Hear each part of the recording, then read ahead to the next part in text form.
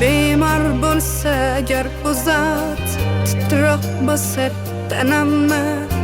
Robbim ayla ehtiyot, hasta qilma onamni. Ularsiz yashash og'ir, tingla bir bor nolamni. O'tinaman ey Tangrim, hasta qilma onamni. Onajonim onamman, mehribonim jonimman.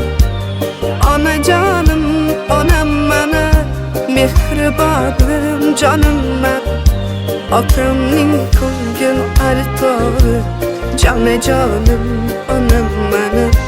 Otamning suyukli yori, jannat ko'shim onamman.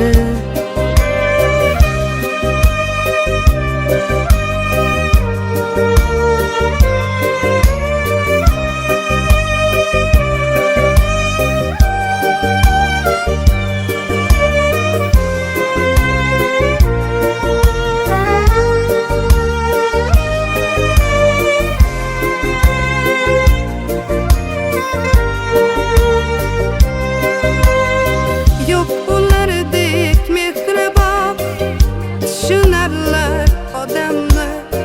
Jonini ayla obod, hasta qilma onamni. Keltirdilar dunyoga, ko'rdi qancha alamni. Chidadilar sinovga, hasta qilma onamni. Yarim qasamlik, yangilama yaramni. Qo'yib hayotimga chek, hasta qilma onamni. Mushtoqdirlar yo'limga, qalbim tilma onamni. Rozidirman qo'limga, hasta qilma onamni. Onajonim onamman, mehribonim jonimman. Onajonim onamman, mehribonim jonimman. Otamning ko'ngil altori, jonajonim onamman.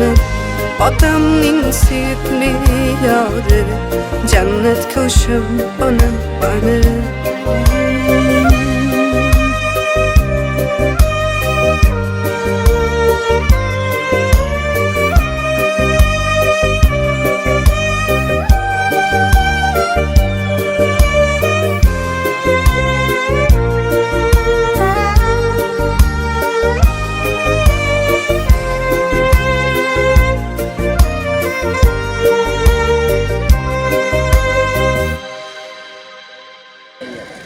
Спасибо вам, уважаемые родители, за вашу любовь, поддержку и веру в наших выпускников.